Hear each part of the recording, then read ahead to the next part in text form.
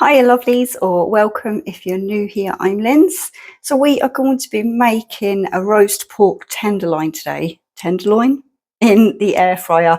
I've not done one of these before. I'm going to be making up a little bit of sort of like a rub to put over it just to give it a little bit more flavour.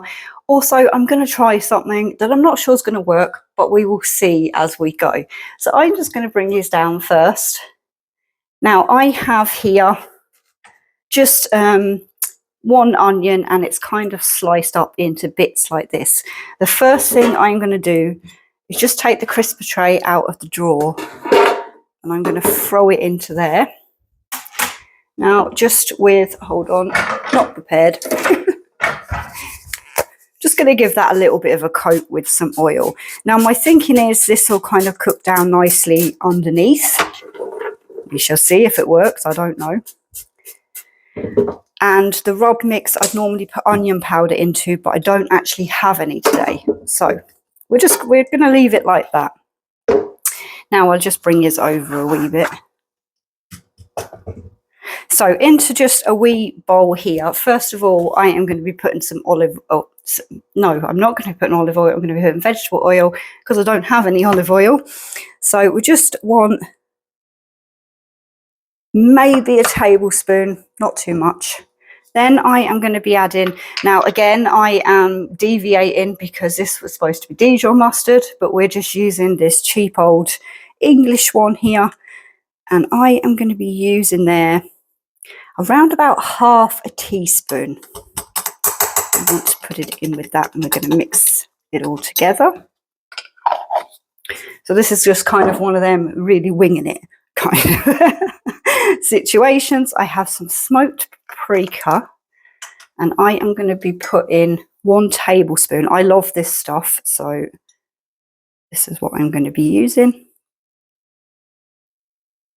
My pork tenderloin, tenderloin, I'll get it right soon, is basically,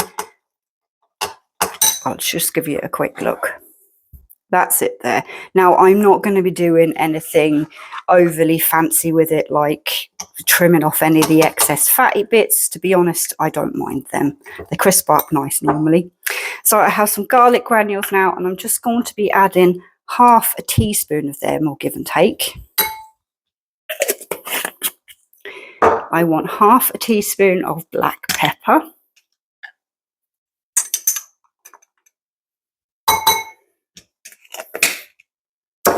And then just some salt. So I'm just going to take that off for now, and I'm going to be using a heaped teaspoon of this. Now this is just, I don't know, it's Himalayan salt with some rock salt stuff in it. Any salt will do. It's just something I found cheap. And then we are going in with, this is brown sugar, and I'm going to be putting a whole tablespoon in there. Might need a little bit more oil. We'll see how we go.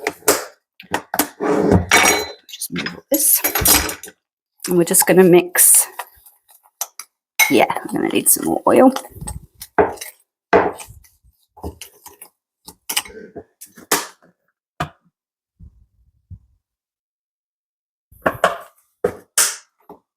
I am terrible at giving quantities for these type of things.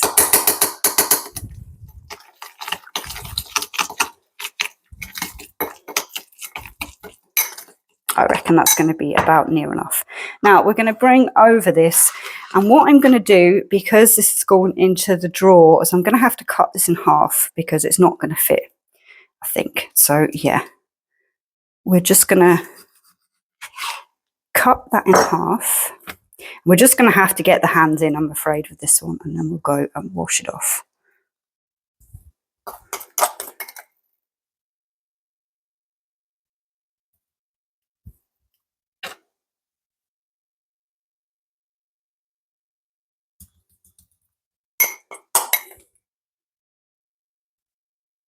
The sugar gives a nice, well, it should do if this works. It works in the oven, of giving a nice kind of crisp but sweet sort of taste. I'm not doing it the whole way around. I'm just going to do it on the top.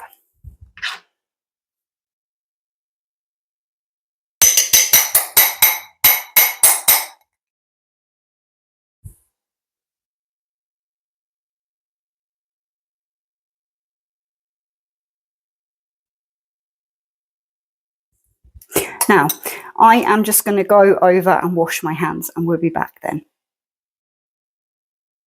Okay, I'm all washed up. So we are going to take these now and place them into the air fryer. Just to note, I did dry that off with some paper towel before I put them kind of that marinade on the top, I suppose. I'll just pop that over to one side for a second. So that there is the two of them in. And we're going into, I'm using just one drawer today because I am using the multi-cooker to do some veg and stuff in the background. We're going to turn it on, and what drawer one, air fry, I want 200, and I want to go up to 25 minutes for that. We're going to pop that on. Now, I'm not sure is 25 minutes enough time, so what I'm going to do is when that's finished, we'll come back, we'll give it a temperature check, and we'll see how it's getting on. Okay, see you then. So this has just finished, and we're just going to pop it out and have a look.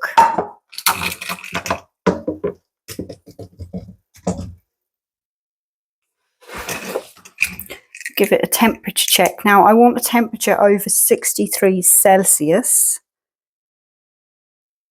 Perfect. Yep, I am getting well over that. So maybe it could have done 10 minutes less, possibly. So I'm just going to take this out now and pop it onto a plate so it can rest. It smells amazing. And I'm going to just cover that over with a little bit of foil.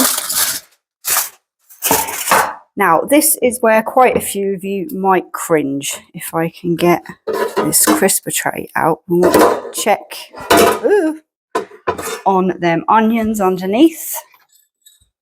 Oh, you can't see, sorry, lovely.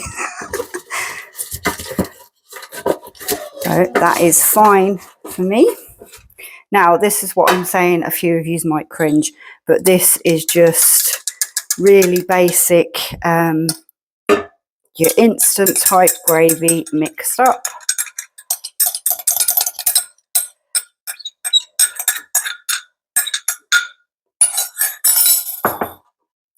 And we're going to mix it in with all of them juices that came out of that and them onions. Might need a tad bit more water. Depends how thick you like your gravy. So now I am just going to pop that back in to drawer one there. And I'm just going to use, let's see, we'll use that and then we'll just come down to maybe 150 and we'll just put it on for maybe 5 minutes. And that's just to kind of keep it warm and to, oh, where he is, to incorporate everything in, and while I'm dishing up and waiting for the meat to rest and all that kind of thing. So I am going to come back and we're going to have a look at the dinner when it's dished up, and we're going to try a little bit of that pork today because I'm extremely interested to see how it tastes. Now, lovelies, that is my roast pork tenderloin with some onion gravy in for good measure, and we're going to come down and give it a wee bit of a taste test. So let's see.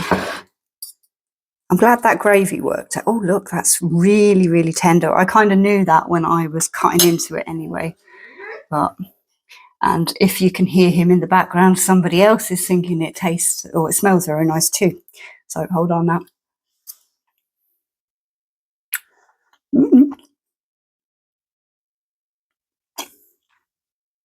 That is proper.